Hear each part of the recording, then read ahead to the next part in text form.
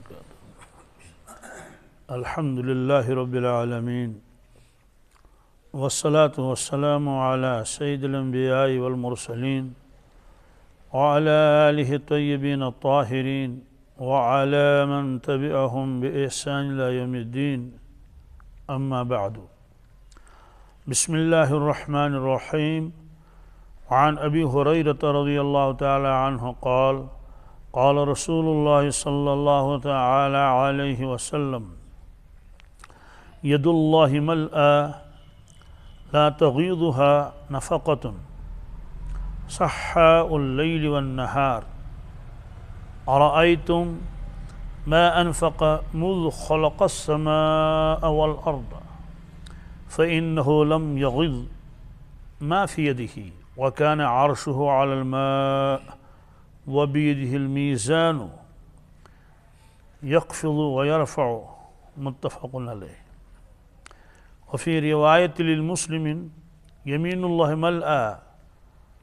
قال ابن نمير: ملآن صحاء لا يغيضها شيء الليل والنهار.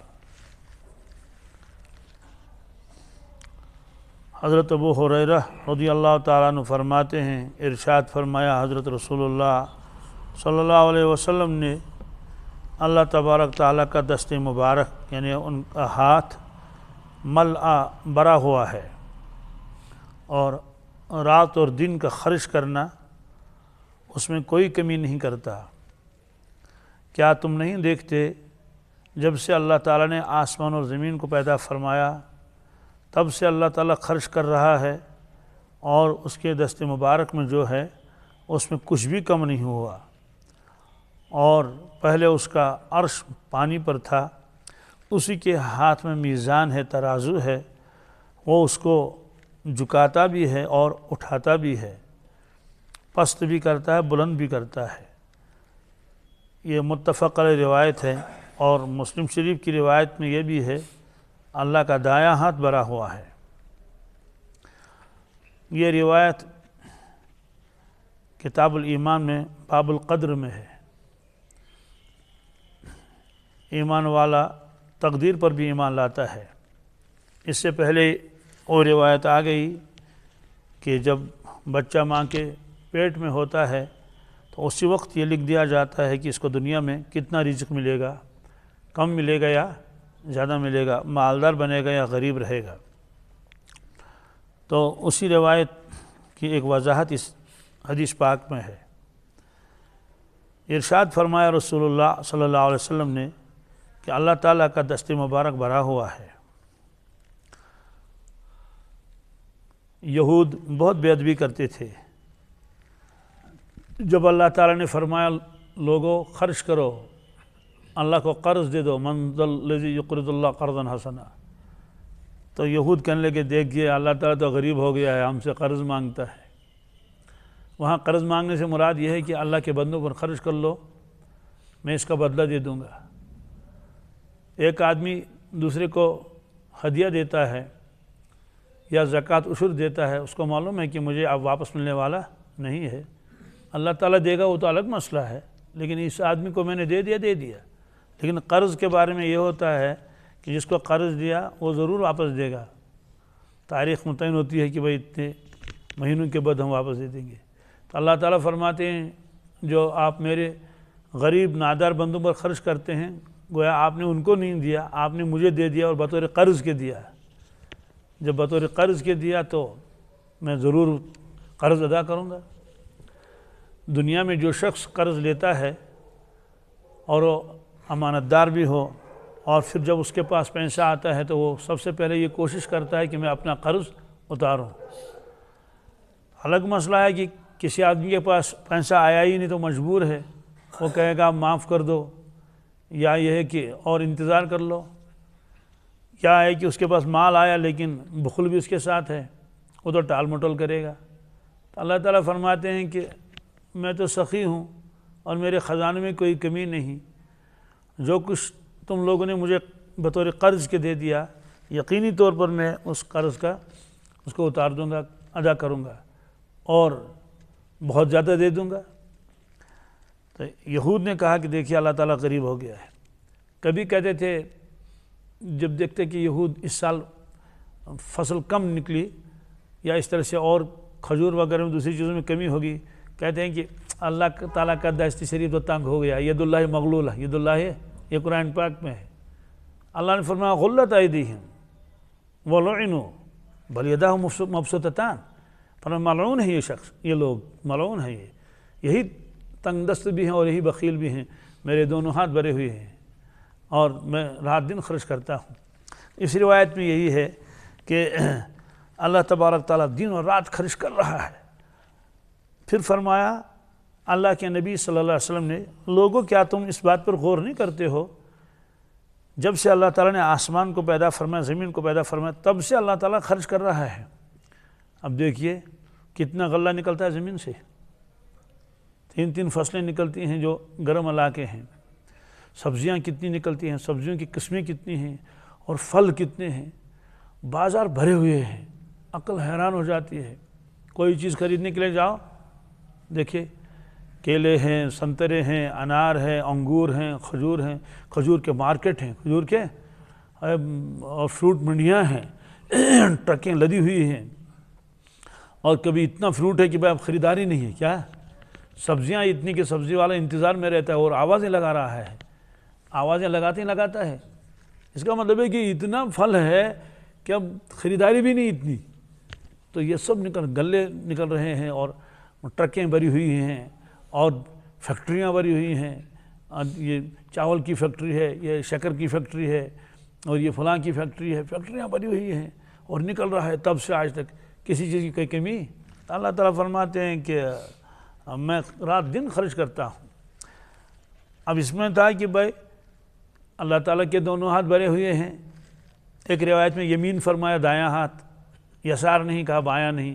اس کی وجہ ہے کہ دائیں ہاتھ کو ترجیح ہے بائیں ہاتھ پر، اور دائیں ہاتھ ذرا قوی ہوتا ہے بائیں کے مقابلے میں سائنسی اعتبار سے بھی. اسی طرح عام طور سے لوگ دائیں ہاتھ سے ہی کام کرتے ہیں، لکھنا ہو تو دائیں ہاتھ سے، اور کوئی کام کرنا تو پہلے دائیں ہاتھ سے ہی کر لیتا ہے.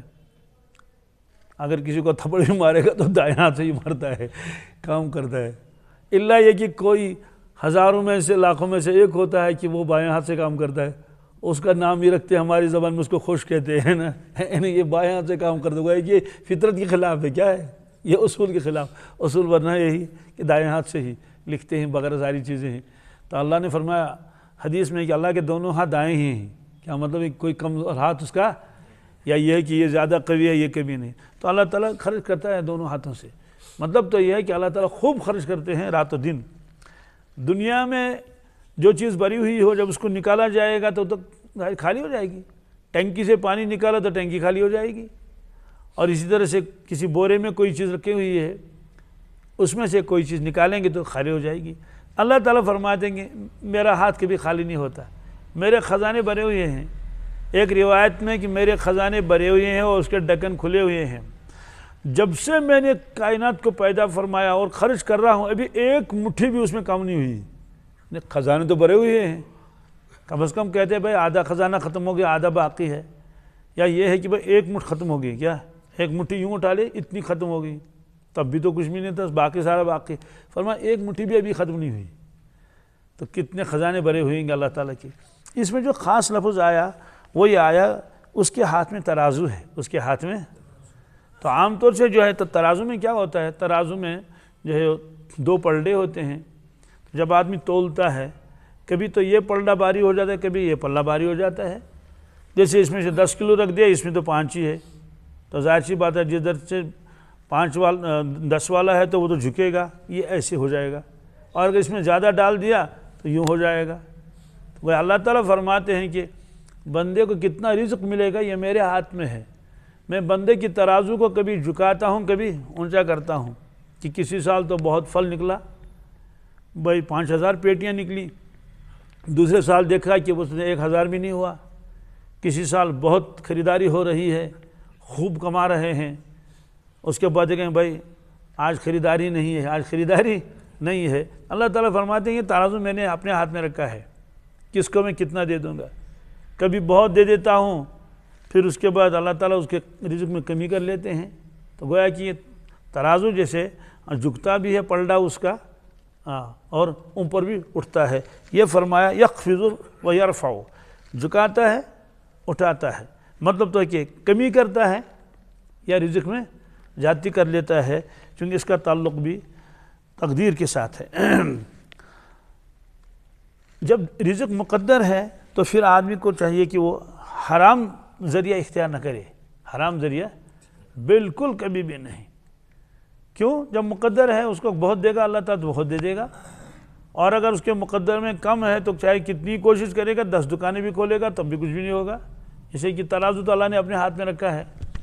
ہاں انسان کوشش کرے اور حلال ذریعہ اختیار کرے. وہ واقعہ تو آپ کو یاد ہوگا، بہت اہم واقعہ ہے وہ حضرت علی رضی اللہ تعالیٰ عنہ کا، کہ آپ سفر سے تشریف لائے، گھوڑے پر سوار تھے، مسجد میں تشریف لے گئے، جماعت تو ہو چکی تھی، آپ نے گھوڑا وہاں باہر باندھا کھونٹی کے ساتھ. وہاں ایک جوان بیٹھا ہوا تھا، تو حضرت نے اسے فرمایا کہ بیٹے میں نماز پڑھنے اندر جاؤں گا، آپ ذرا خیال رکھنا یہ گھوڑا مطلب بھاگ نہ جائے یا کوئی جو ہے وہ اس کو اٹھا کے لے نہ جائے. انہوں نے کہا ٹھیک ہے حضرت آپ تشریف لے جائیے. حضرت اندر داخل ہو گئے مسجد میں، گھوڑا باہر رکھا ہوا ہے اور وہ بندھا ہوا ہے کھونٹی کے ساتھ. تو حضرت نے نماز پڑھ لی اطمینان کے ساتھ. پھر خیال آیا کہ یہ جو باہر شخص جو جوان بیٹھا ہوا تھا شاید میری وجہ سے اس کو جو حرج ہوا ہو، کہیں جانا ہو تو، لیکن میری وجہ سے اب یہ اتنی دیر تک وہاں رہا، لہذا کچھ اس کو دینا چاہیے. اجرت تو طے نہیں تھی، وہ تو بیٹھا ہوا تھا وہاں، پھر بھی حضرت نے خیال کہ کچھ دینا چاہیے. تو کتاب میں لکھا ہے کہ حضرت نے اپنے جیب میں دست مبارک ڈالا کہ میں دیکھتا ہوں کتنا ہے. وہاں نکلے 12 آنے. کتنے؟ یعنی 3 چونیاں، 3 درہم. درہم چونی کے برابر ہوتا تھا اس زمانے میں.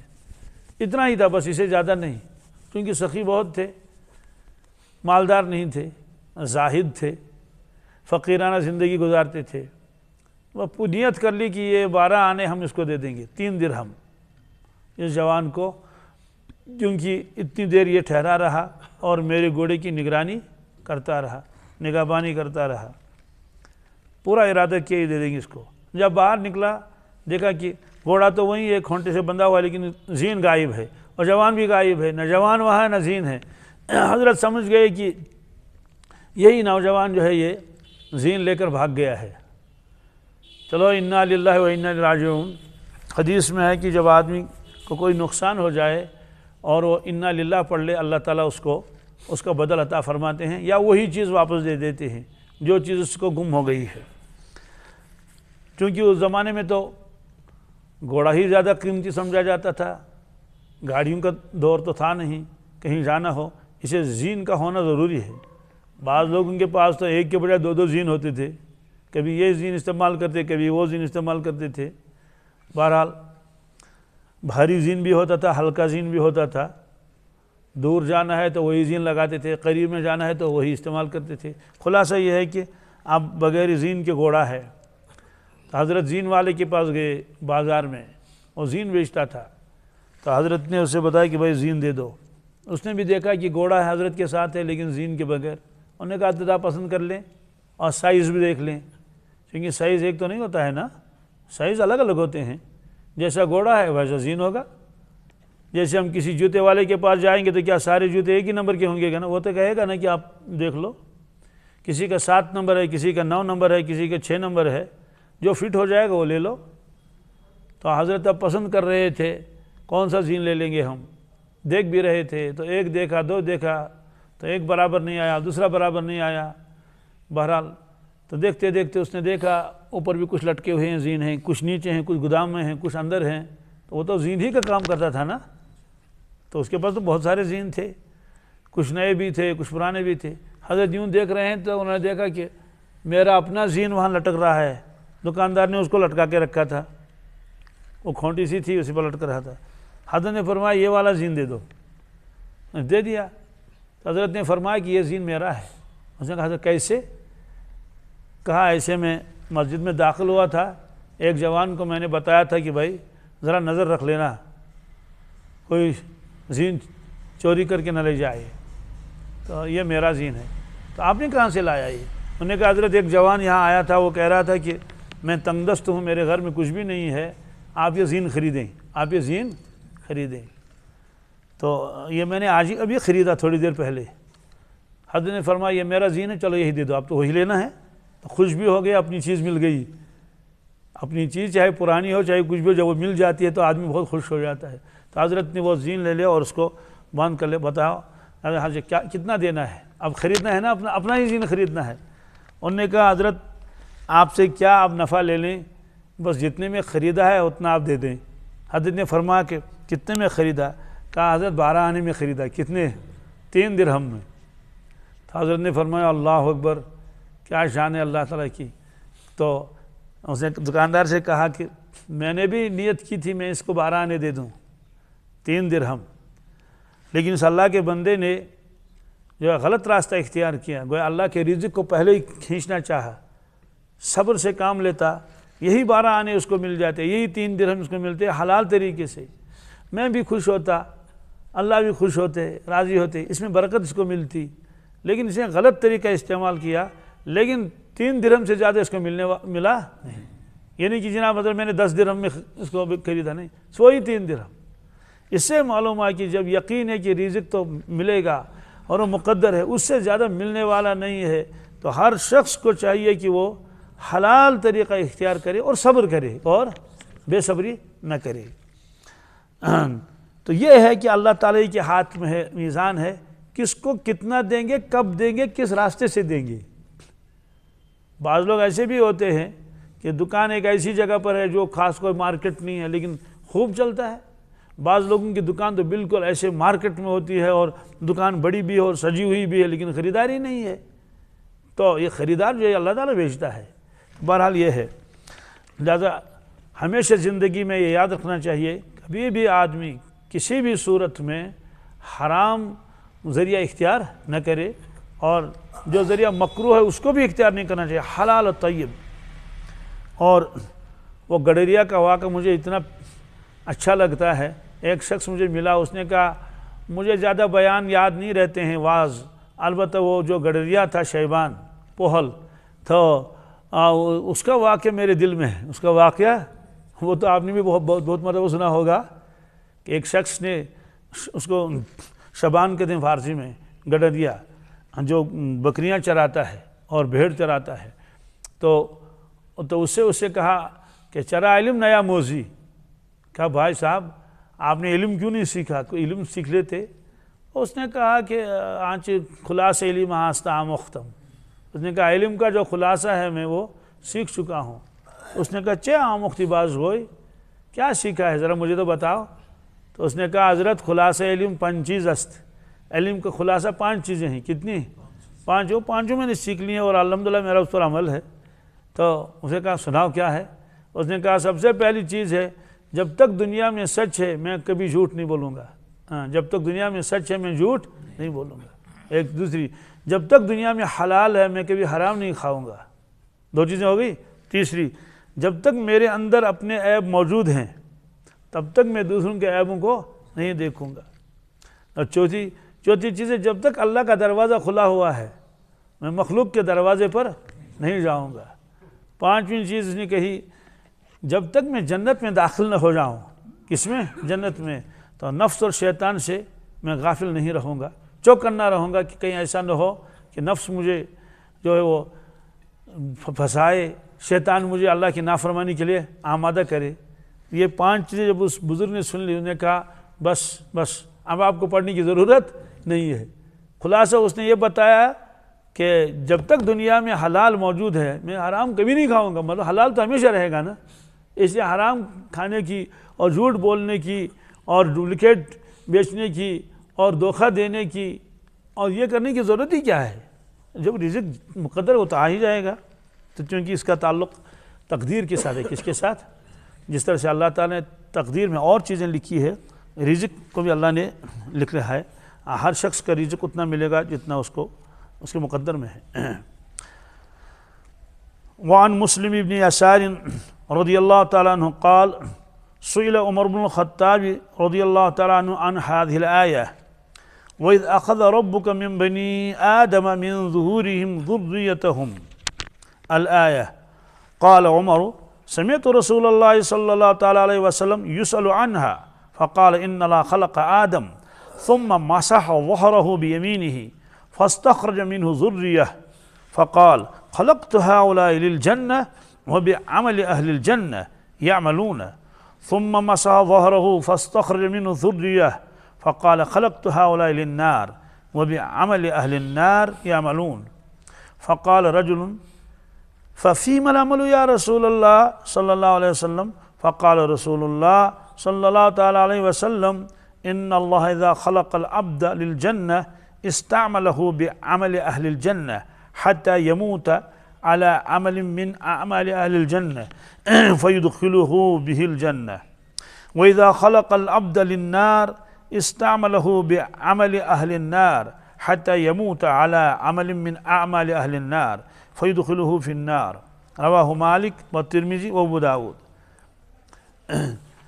یہ ایک روایت ہے، حضرت مسلم ابن یسار رضی اللہ تعالیٰ عنہ فرماتے ہیں کہ ایک آیت کے بارے میں حضرت سیدنا عمر بن الخطاب رضی اللہ تعالیٰ عنہ سے لوگوں نے پوچھا کہ حضرت آپ اس آیت کے بارے میں کیا فرماتے ہیں؟ تو اس آیت کے بارے میں حضرت عمر فاروق رضی اللہ تعالیٰ عنہ نے فرمایا کہ میں نے رسول اللہ صلی اللہ علیہ وسلم سے سنا ہے، ان سے بھی یہ سوال کیا گیا۔ تو وہ آیت کیا ہے؟ یہ آیت ہے سورہ اعراف میں، آیت نمبر ہے 172۔ پہلے میں اس پوری آیت کو پڑھ لیتا ہوں۔ اعوذ باللہ من الشیطان الرجیم، بسم اللہ الرحمن الرحیم۔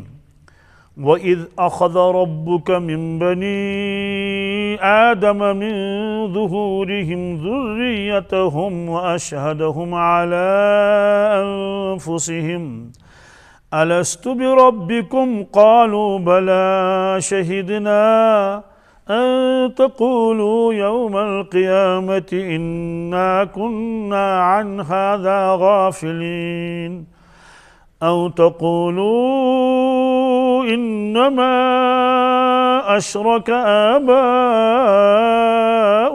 مِن قَبْلُ وَكُنَّا ذُرِّيَّةً مِّن بَعْدِهِمْ أَفَتُهْلِكُنَا بِمَا فَعَلَ الْمُبْطِلُونَ۔ یہ آیت ہے۔ اس آیت میں اللہ تعالیٰ فرماتے ہیں وَإِذْ أَخَذَ رَبُّكَ،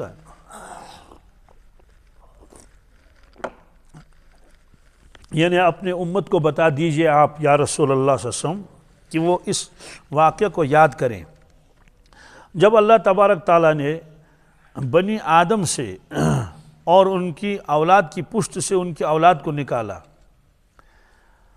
اور ان کو گواہ بنایا انہی کے اوپر، اور ان سے اقرار لیا کیا میں تمہارا رب نہیں ہوں؟ سبوں نے کہا کیوں نہیں، ہم گواہی دیتے ہیں اس بات کی آپ ہمارے رب ہیں۔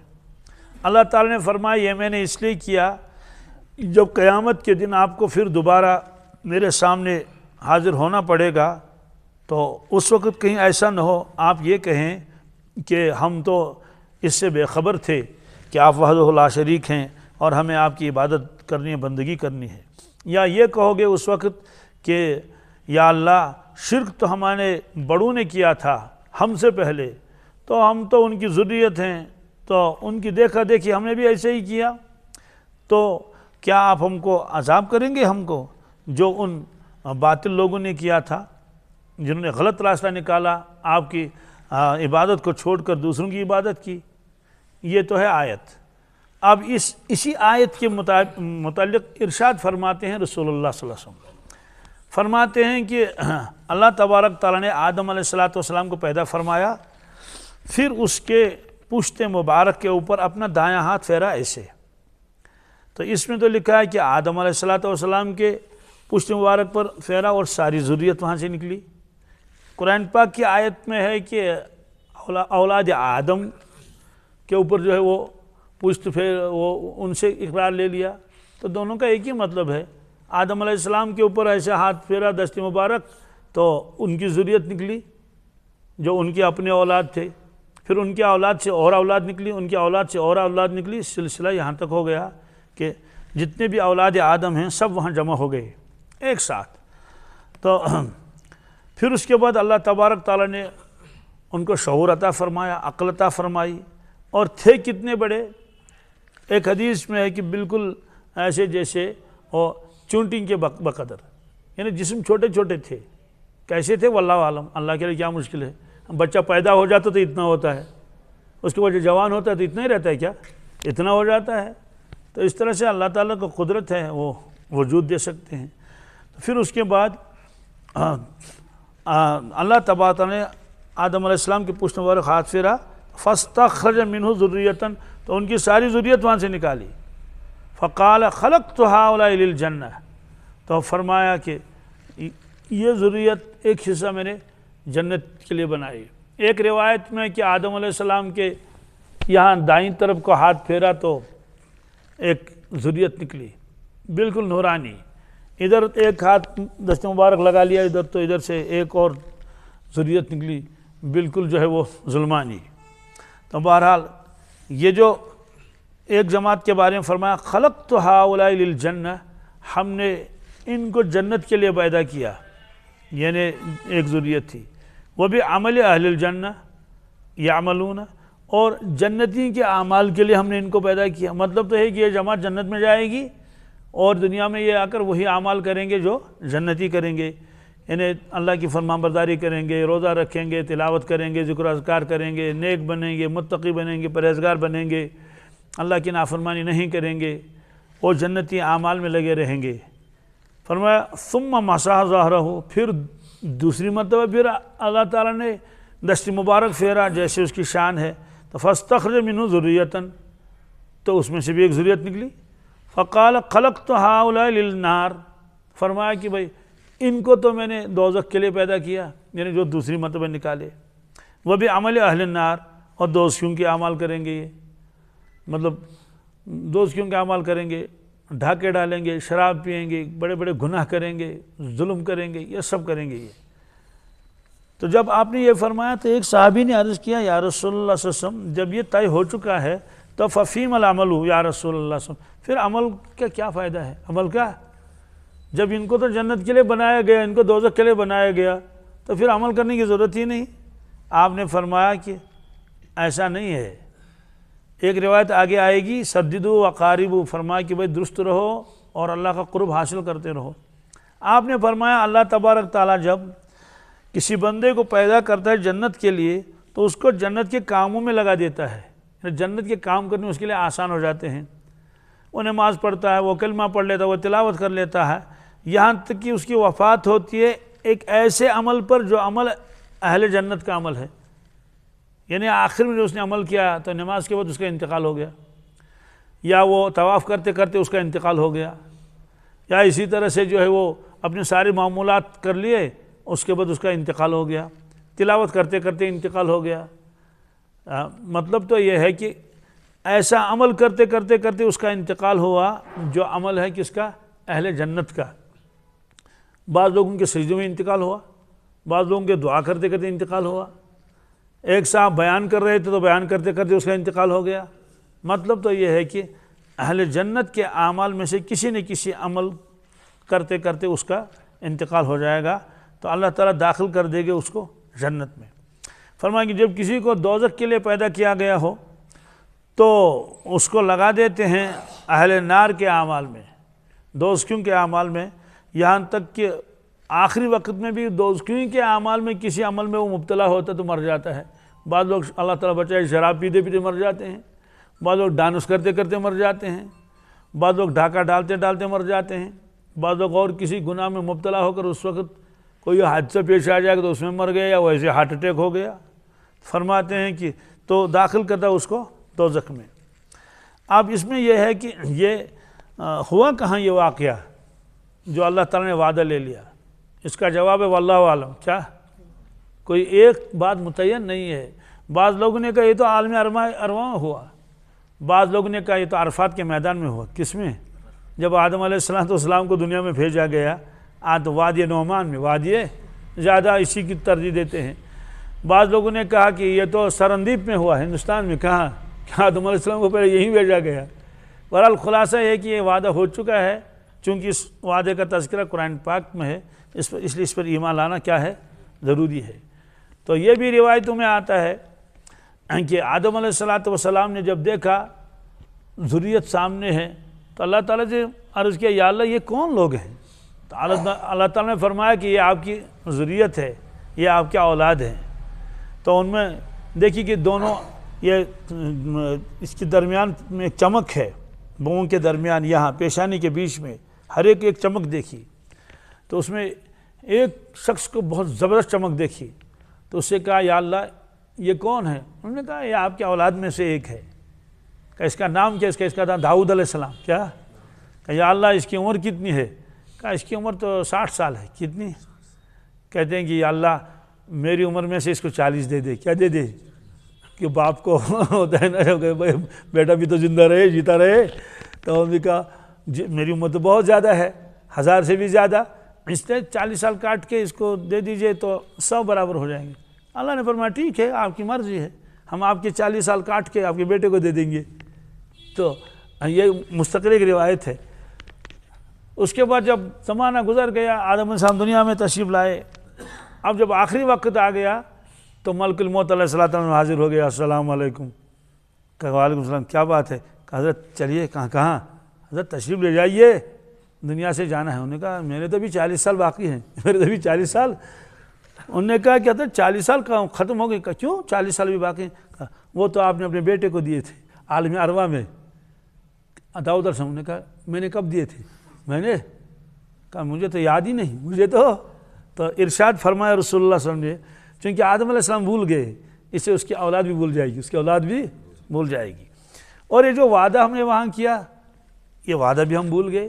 تو اللہ تعالیٰ نے فرمایا اسی وقت ہم سب سے کہ یہ وعدہ میں نے اس لیے لیا آپ سے تاکہ محشر کے میدان میں آپ یہ نہ کہو کہ یا اللہ ہم تو بے خبر تھے کہ آپ ہمارے رب ہیں، ہمیں آپ کی عبادت کرنی ہے، ہمیں آپ کی اطاعت کرنی ہے۔ اگر یہ معلوم ہوتا تو ہم ضرور آپ کی اطاعت کرتے، فرما برداری کرتے دنیا میں آ کر، لیکن ہم کو تو معلوم ہی نہیں تھا، تو آپ ہم کو اب پکڑ رہے ہیں بلا وجہ۔ تو اللہ تعالیٰ نے فرمایا اس لیے میں نے تم کو اپنے پاس بلا کر اور آپ سے ہم کلام ہوئے۔ سوال ہے کہ تو پھر یہ بھی اللہ نے فرمایا کہ آپ بھول جائیں گے لیکن میں یاد دلا دوں گا، آپ بھول جائیں گے، میں انبیاء علیہ الصلوۃ والسلام تشریف لائیں گے، وہ آپ کو یہ وعدہ یاد دلائیں گے۔ تو اس لیے فرمایا کہ میں نے جمع کیا آپ کو اپنے سامنے۔ دوسرا فرمایا یہاں کہ او تقولوا انما اشرک آباؤنا من قبل، یا جب میں تم سے کہہ دوں گا کہ تم نے صرف میری ہی عبادت کیوں نہیں کی، شرک کیوں کیا، آپ کہیں گے یا اللہ یہ تو ان کو پکڑ لو، ہمارے آباء و اجداد کو، شرک تو وہ کر رہے تھے تو ہم نے دیکھا دیکھی انہیں جیسے وہ کرتے تھے ویسے ہم بھی کر رہے تھے، تو اس لیے ہم کو کیوں پکڑو گے، ان کو پکڑ لو نا جنہوں نے اس کی شروعات کی۔ اللہ تعالیٰ نے فرمایا دیکھو اس لیے میں نے ہر شخص سے الگ الگ وعدہ لیا۔ کیا کوئی یہ نہیں کہے گا کہ میں تو اپنے آباء و اجداد کی تقلید میں شرک کر رہا تھا، کہ ہر شخص کو یہ بتایا گیا کہ تم گواہ رہو اپنی ذات کے اوپر، یہ ایک تو ہے کہ دوسروں پر گواہ رہے ہیں، نہیں اپنی ذات پر گواہ رہو، تو ہر شخص اپنی ذات پر گواہ رہا یا اللہ میں گواہ ہوں اس بات کا کہ آپ میرے اللہ تعالیٰ ہیں، آپ وحدہ لا شریک ہیں، دنیا میں جا کر میں آپ ہی کی عبادت کروں گا، آپ کے علاوہ کسی کی نہیں۔ اب شرک والا تو کہہ بھی نہیں سکے گا کہ آباء و اجداد کو پکڑو، کہ آپ ہم کو کیوں پکڑ رہے ہیں اور ہم سزا دے رہے ہیں۔ تو یہ وعدہ وہاں ہوا۔ دنیا میں آ کر چونکہ یہ وعدہ ہم بھول گئے اور یہ کرنا تھا اللہ تعالیٰ کو، کتابوں میں لکھا اگر وہ وعدہ سب کو یاد رہے تو سب کو سب قطب ہوتے، کیا ہوتے؟ قطب الاقطاب ہوتے، سارے کے سارے، ایک گناہ بھی اس کائنات میں نہ ہوتا۔ تو ظاہر سی بات ہے جب ایک گناہ بھی نہیں ہوتا، سب کے سب قطب الاقطاب ہوتے تو دوزخ میں کون جاتا ہے؟ اس سے پھر امتحان بھی نہیں ہوتا۔ اب جب یاد ہے تو اسی کی بندگی کریں گے۔ تو یہ آزمائش اس لیے یہ پیش آ گئی، امتحان، کہ یہ بلا دیا جائے گا بنی آدم سے تو اور یاد بھی دلایا جائے گا۔ خود یاد رہے گا تو تب تو وہ نافرمانی بالکل نہیں کریں گے، مانیں گے، کہتے ہیں مجھے تو یاد ہے۔ لیکن جب دوسرے کہیں گے کہ وہ کہیں گے ہے وشو شاہ چند۔ تو بہرحال حضرت علی رضی اللہ تعالیٰ عنہ سے اسی آیت کے بارے میں پوچھا گیا تھا کہ حضرت آپ کیا فرماتے ہیں اس کے بارے میں؟ حضرت نے فرمایا کہ اس کے بارے میں، اس آیت کے بارے میں کہا ہاں، کہ حضرت نے فرمایا واللہ بخدا وہ آواز آج بھی میرے کان میں گونج رہی ہے جب اللہ نے فرمایا الست بربکم، لوگوں نے کہا بلا، تو خواص کو یاد ہے، خواص کو یاد ہے۔ حضرت ذوالنون مصری رحمۃ اللہ علیہ ایک بزرگ گزرے ہیں، تو اس سے جب پوچھا گیا کہ حضرت آپ کیا فرما رہے ہیں اس وعدے کے بارے میں، کہتے ہیں کہ کسی زمانے میں ہزاروں برس پہلے، واللہ عالم کتنے سال ہو گئے، ہم نے وعدہ کیا تھا اللہ تعالیٰ سے، تو آپ اس کے بارے میں کیا فرماتے ہیں؟ حضرت نے فرمایا تو واللہ یہ تو کل کی بات ہے، یہ تو مطلب یہ کوئی دور نہیں ہے، یہ تو کل کی بات ہے، یعنی بالکل میں یاد ہے یہ فرمایا۔ تو بہرحال اس میں بھی یہی آیا ہے کہ مقدر جو ہے وہ وہی غالب رہتا ہے۔ اب سوال ہے پھر ہم عمل کیوں کریں گے؟ اوہو، جب اللہ نے ایمان عطا فرمایا ہے اور اللہ کے نبی صلی اللہ علیہ وسلم کو ہمارے پاس بھیجا ہے، قرآن پاک بھیجا ہے اور یہ بتایا کہ تم کو ایمان بھی عطا فرمایا، تو کوتاہی کیوں کریں؟ اس سے ایمان والے کو چاہیے کہ وہ بالکل کوتاہی نہ کرے۔ اور صحابہ کرام کو تو دنیا میں ہی بشارت ملی تھی جنت کی، دنیا میں ہی ملی تھی، اللہ کی جانب سے بھی، اللہ کے نبی صلی اللہ علیہ وسلم کی جانب سے بھی، رضی اللہ عنہ ورضوا عنہ، لیکن اس کے باوجود وہ اعمال میں کوتاہی نہیں کرتے تھے۔ حضرت عثمان غنی رضی اللہ تعالیٰ عنہ کے بارے میں ہے کہ اللہ کے نبی صلی اللہ علیہ وسلم نے فرمایا کہ عثمان جنت میں جائے گا، کیا جائے گا؟ عثمان فی الجنہ۔ اور پھر ایک موقع کے اوپر جب 300 اونٹ حضرت عثمان غنی نے دے دیے، جب تبوک جانا تھا، 300 اونٹ اور ایک چھوٹے سے تھیلے میں چھوٹا سا بوریا تھا، اس بوریا میں آپ پیسے لے کر آئے جو سونے اور چاندی کے تھے، درہم اور دنانیر، رسول اللہ صلی اللہ علیہ وسلم کی خدمت میں لائے کہ آپ نے فرمایا کہ جس کے پاس جو ہے تو وہ لے آؤ، جتنی توفیق ہے اور جتنی گنجائش ہے۔ تو اس کے بعد اللہ کے نبی صلی اللہ علیہ وسلم سے 4 زانو بیٹھے ہوئے تھے، تو آپ نے اپنے اس میں دامن میں کہا کہ کچھ پیسے اس میں ڈال دو، درہم و دنانیر ایسے ڈال دیے گئے۔ تو آپ یوں اٹھاتے تھے وہ گرتے تھے، یوں اٹھاتے تھے تو اس میں آواز نکلتی تھی، اور آپ نے یہ فرمایا کہ اللہ تبارک تعالیٰ حضرت عثمان غنی سے راضی ہوئے، خوش ہوئے، اور اللہ کا نبی بھی راضی ہوا، خوش ہوا۔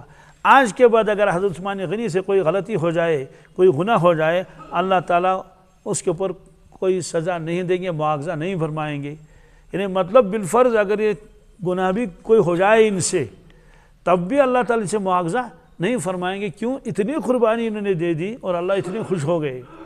تو جو بہت قربانی دیتا ہے نا، اگر اس سے ہاتھ سے نقصان ہو جائے گا اس کو کوئی کچھ نہیں کہتا۔ گھر میں ماں بہنیں ہیں، کام کرتی رہتی ہیں، صفائی کرتی رہتی ہیں، اتفاقاً پیالہ ٹوٹ گیا تو کون ان کو ڈانٹتا ہے؟ لیکن ایک چھوٹا آ گیا اور اس نے شرارت کر لی اور پیالہ توڑ دیا تو اس کی تو جھاڑ برسیں گے نا، اس پر تو چپل لگانے پڑیں گے۔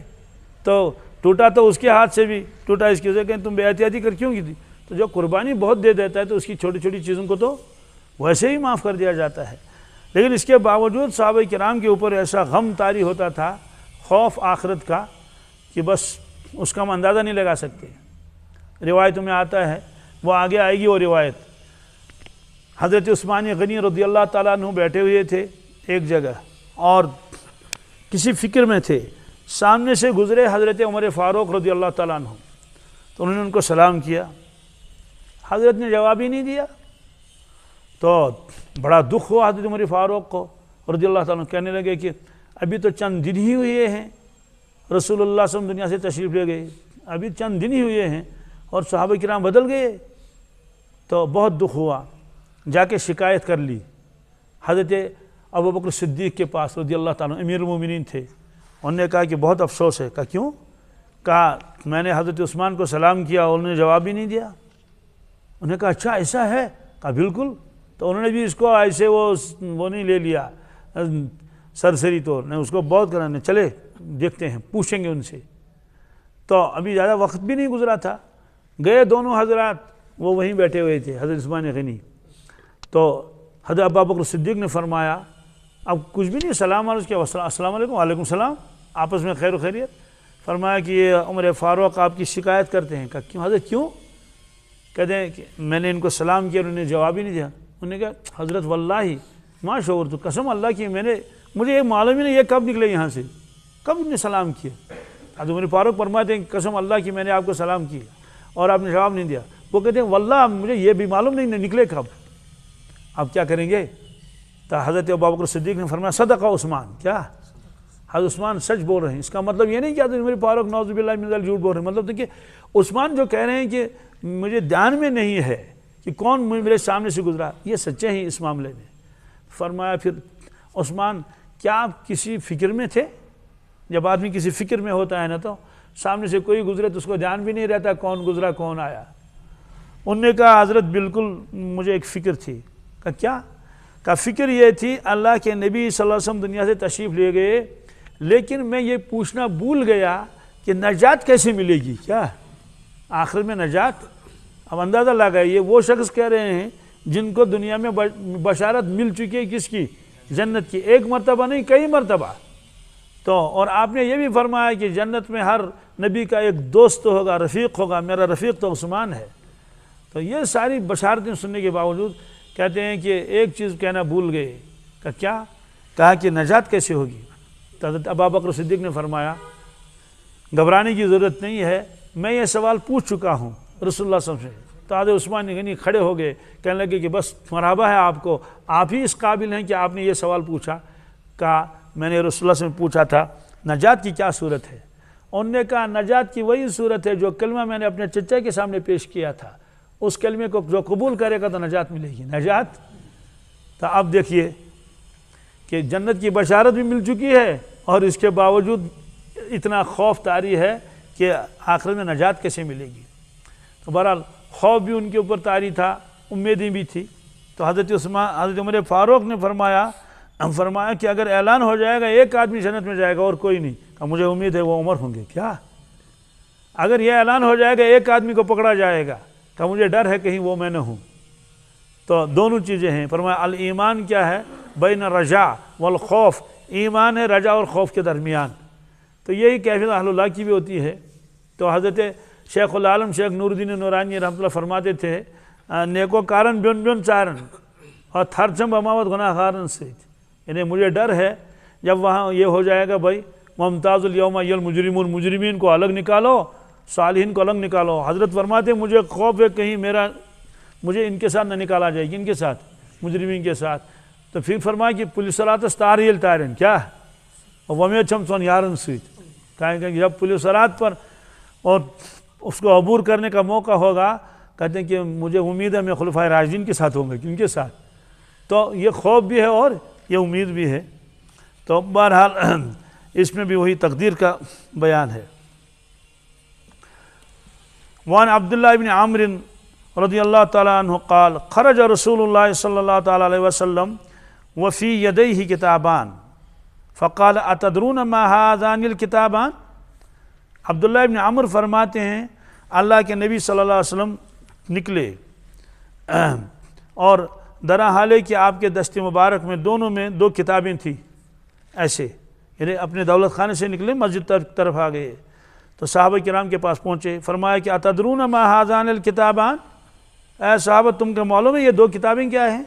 قلنا لا یا رسول اللہ صلی اللہ علیہ وسلم، ہم نے کہا ہمیں معلوم نہیں ہے یہ کیا ہیں، الا ان تخبرنا، ہاں آپ فرما دیں تو ہمیں پتہ چلے گا، کتابیں تو ہیں لیکن معلوم نہیں ہے ان کے اندر لکھا ہوا کیا ہے۔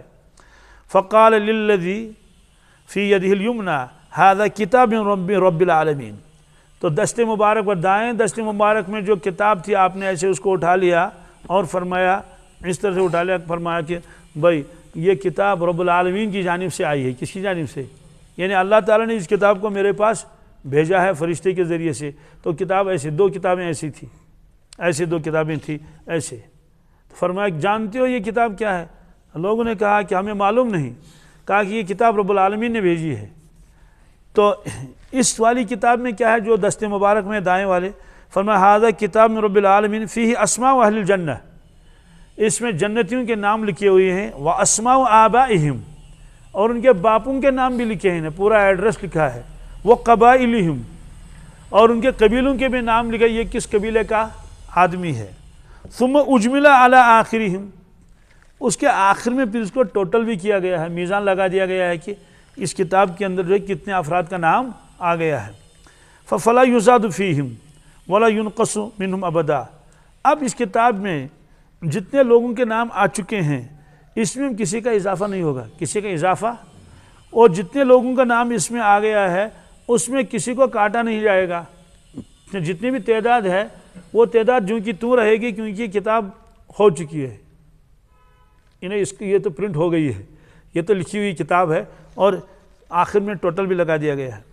ثم قال للذی فی شمالہ، پھر آپ نے اس کتاب کی طرف فرمایا جو آپ کے بائیں دست مبارک میں تھی، کہا ھذا کتاب من رب العالمین، یہ کتاب رب العالمین کی جانب سے میرے پاس آئی ہے، فیہ اسماء اہل النار، اس میں دوزخوں کے نام ہیں، استغفر اللہ، و اسماء آبائہم و قبائلہم، اور ان کے باپوں کے نام بھی ہیں اور ان کے قبیلوں کے نام بھی ہیں، ثم اجمل علی آخرہم، اس کے آخر میں اس کو ٹوٹل کیا گیا ہے اور میزان لگا دیا گیا ہے، فلا یزاد فیہم ولا ینقص منہم ابدا، اب اس میں تو نہ کسی کا اضافہ ہوگا اور نہ کسی کا اس میں کمی ہوگی، یعنی یہ ٹوٹل ہو گیا ہے، بس اس میں قلم پھیرنے کی اب ضرورت نہیں، یہ ہو چکا ہے، یہ ٹوٹل ہو چکے ہیں۔ فقال اصحابہ، تو صحابہ کرام نے عرض کیا یا رسول اللہ ففیم العمل یا رسول اللہ صلی اللہ علیہ وسلم ان کان الامر قد فرغ منہ، کہنے کہ حضرت پھر عمل کرنے کی ضرورت ہی کیا ہے، بس جب اس میں نام آ چکا ہے، نام آ گیا، اس کا مطلب تو ہے کہ سلیکٹ تو ہو گیا، تو اب عمل کرنے کی ضرورت کیا ہے، اور مقصود تو یہی تھا کہ جنت میں جائیں۔ فقال سددوا وقاربوا، آپ نے فرمایا درست رہو، درست اعمال کرتے رہو، اللہ کا قرب حاصل کرتے رہو، کیوں؟ فإن صاحب الجنت یختم لہ بعمل اہل الجنہ، تم جنت کے عمل کرتے رہو گے، عمل کرتے کرتے تمہارا انتقال ہو جائے گا، تو یہ کہا جائے گا کہ یہ تو جنت کے عمل کرتے کرتے اس کا انتقال ہوا۔ وَإِنْ عَمَلَ أَيَّ عَمَلٍ، اگر اس سے پہلے اس کے گناہ بھی ہوئے ہوں، جو بھی عمل ہو، لیکن تم درست رہو، اعمال صالح میں لگے رہو۔ وَإِنَّ صَاحِبَ النَّارِ يُخْتَمْ لَهُ بِعَمَلِ أَهْلِ النَّارِ، دوزخی کا جو ہے اس کا اختتام ہو جائے گا دوزخ کے عمل پر، کس پر؟ یعنی ایسا عمل جس سے اللہ ناراض ہوتا ہے اور جو عمل دوزخ میں لے جانے والا ہے۔ وَإِنْ عَمِلَ أَيَّ عَمَلٍ، اس سے پہلے چاہے اس نے کچھ بھی کیا ہو۔ ثم قال رسول اللہ صلی اللہ علیہ وسلم بیدیہ فنبذہما، پھر اس کے بعد آپ نے ایسے کیا، کیا کیا؟ دونوں کتابوں کو ایسے، جو جب سے کوئی آدمی کسی چیز کو پھینکتا ہے یوں تو دونوں غائب ہوں گی، دونوں۔ تو کسی نے کہا کہ بھائی ایسے کیوں پھینکا، تو یہ تو کتاب ہے، بے ادبی تو نہیں، کہتے ہیں ایسے تھوڑا پھینکا، فرشتوں کو دے دیا، کن کو؟ یوں دے دیا، دونوں کتابیں غائب ہو گئی۔ ثم قال، فرمایا فرغ ربکم من العباد فریق فی الجنہ فریق فی السعیر، فرمایا اللہ تعالیٰ تو فارغ ہو چکا ہے، ایک طبقہ دوزخ میں جائے گا، ایک طبقہ جنت میں جائے گا، رواہ ترمذی۔ اب اس میں یہ بھی چونکہ تقدیر کے ساتھ تعلق رکھتا ہے نا، خلاصہ اس کا یہ ہے کہ ہمیں اعمال کرنے چاہیے، کیا؟ اور زیادہ اعمال کرنے چاہیے۔ تو جن صحابہ کرام کو جنت کی بشارت ملی تھی، انہوں نے اعمال میں کوتاہی نہیں کی، انہیں اور زیادہ کیا، کیا؟ کہتے ہیں جب اللہ تعالیٰ ہم کو توفیق دے رہا ہے تو 5 کیوں پڑھیں، 8 نمازیں پڑھ لیں۔ اور پھر دوسری بات یہ ہے کہ انسان عمل صرف اس لیے نہیں کرتا ہے کہ میں جنت میں جاؤں، انسان تو اللہ کی محبت میں بھی عمل کرتا ہے کہ میں اللہ کا بندہ ہوں، اس سے محبت کرتا ہے کہ بار بار آؤں اور اپنا اور جو سر جھکاؤں اس کے سامنے۔ تو صرف یہ نہیں کہ ہر وقت ثواب ثواب ثواب اور جنت جنت ہے، تو جنت سے اونچی چیز تو اللہ تعالیٰ ہے نا، اس کی رضامندی ہے۔ تو حضرت رسول اللہ صلی اللہ علیہ وسلم کے پائے مبارک پر ورم آتا تھا نا، تو حضرت عائشہ صدیقہ نے عرض کیا یا رسول اللہ صلی اللہ علیہ وسلم، آپ تو بخشے بخشائے ہیں، معصوم ہیں، آپ اتنے لمبی نماز کیوں پڑھتے ہیں؟ آپ نے یہ نہیں فرمایا کہ جنت میں درجات بلند ہونے کے لیے، حاصل کرنے کے لیے میں ایسا کرتا ہوں، آپ نے فرمایا افلا اکون عبدا شکورا، کیا میں اللہ کا شکر گزار بندہ نہ بنوں؟ تو جو نعمتیں اللہ نے دی ہے، ایمان ہے، توفیق ہے، تو اس میں اور زیادہ اضافہ کرنا چاہیے ادھر سے، یہی تو بندگی ہے۔ اور اسی کو بعض بزرگوں نے فرمایا کہ کچھ لوگ تو جنت کے لیے اعمال کرتے ہیں، کچھ دوزخ سے بچنے کے لیے۔ حضرت رابعہ بصریہ کو جلال آ گیا تھا ایک مرتبہ، وہ تھوڑا مجذوبہ تھی، تو ایک مرتبہ دیکھا کہ پانی کی بالٹین ایک ہاتھ میں ہے، دوسرے ہاتھ میں ہے وہ مشل جو جلتی ہے نا، اس برونٹ اتنا اتھس میں لش ہے نا، مشل۔ تو کسی نے پوچھا کہ رابعہ کہاں جانا ہے؟ اس نے کہا کہ یہ پانی کس لیے ہے، اور پانی اور آگ یہ تو دونوں متضاد چیزیں ہیں نا۔ اور نے کہا کہ یہ پانی ہے تو یہ جہنم کو بجھا دوں گی، کیا؟ تاکہ جہنم ہی نہ رہے۔ کہا یہ مشل کا جنت کو جلا دوں گی، جنت کو، تاکہ وہاں کچھ نہ رہے۔ اس نے کہا کیوں ایسا کیوں؟ کہنے کہ میں دیکھ رہی ہوں لوگوں کو، کوئی تو جنت کی وجہ سے اللہ کی عبادت کرتا ہے، کوئی جہنم سے بچنے کے لیے اللہ کی عبادت کرتا ہے، اس کے لیے تو بہت کم لوگ عبادت کرتے ہیں، اس لیے میں نے سوچا کہ نہ جنت رہے نہ جہنم رہے، پھر دیکھیں کون عبادت کرتا ہے۔ تو یہ بھائی اللہ کے عاشقوں کا تو عالم ہی الگ ہے، وہ تو ہم کو تو وہ تصور میں بھی نہیں آ سکتا۔ تو حضرت شیخ العالم رحمۃ اللہ فرمائے اسی لیے کہ کسی چکن بے غرض ہے، کسی چکن کساش دلس تسوست جنت کی تمام دوز کی بہے دئی کرن چی چین عبادت۔ مطلب کون شخص ایسا ہوگا کہ اس کا سینہ اتنا وسیع ہوگا، وسیع ظرف ہوگا کہ بے غرض ہوگا، کیا کسی چکن بے غرض ہے کاساش دلس اس وسط جنت کی تمہا، کیا جنت کے لالچ میں، اور دوز کی نہیں بہے دوزخ کے ڈر کی وجہ سے یہ اللہ آپ کی عبادت کرتے ہیں لوگ۔ بہرحال چونکہ یہ ایمان کے ساتھ اس کا تعلق رہتا تھا، یہی ہے۔ اب بعض لوگ ان کے اوپر عقل غالب ہوتی ہے، وہ خامخواہ میں اشکال کرتے رہتے ہیں، کیا ارے جب سارے جنتیوں کے نام ایک کتاب میں ہوں گے وہ تو بہت بڑی کتاب ہوگی، تو ایک ہاتھ میں وہ کیسے آ سکتی ہے؟ ایک ہاتھ میں وہ، اور اتنے نام تو آ بھی نہیں سکیں گے، بھائی وہ تو کروڑوں ہوں گے نا۔ تو بھائی جو اللہ کے نبی نے فرمایا آمنا صدقنا، ہر وقت عقل عقل عقل۔ اور پھر دوسری بات ہے کہ اگر عقل بھی دیکھا جائے گا تو کتاب تو ہمیشہ اس طرح کی نہیں ہوتی ہے، بہت ساری کتابیں ہوتی ہیں۔ آج تو سائنسی دور ہے نا، آپ نے ایک اس کو کیا پین ڈرائیو کیا کہتے ہیں اس کو، یا آپ نے جو اس میں میموری کارڈ ہاتھ میں لگا لیا تو اس کو بھی چالو کر، اس میں بھی تو نام ہو سکتے ہیں نا۔ تو یہ کوئی ضروری نہیں ہے کہ مطلب یہ، اور آپ نے باقاعدہ کتاب دکھائی، آپ نے پین ڈرائیو نہیں دکھایا، صاحب یوں دکھایا ہے نا۔ تو جب اتنی چھوٹی سی میں ہزاروں کتابیں آ سکتی ہیں، لائبریری کی لائبریری آ سکتی ہے، تو ایک کتاب میں سارے اسما نہیں آ سکتے ہیں۔ یہ تو میں نے اس کا جواب دیا کہ بعض جو صرف عقل لگاتے ہیں وہ کہتے ہیں کہ اتنے نام اور ایک کتاب میں کیسے آ جائیں گے، تو کیوں نہیں آ سکتے؟ بہرحال یہ ہمارا عقیدہ ہے، جو فرمایا اللہ کے نبی صلی اللہ علیہ وسلم نے وہ سب حق ہے، اس لیے اعمال میں کوتاہی نہیں کرنی چاہیے، اضافہ کرنا چاہیے۔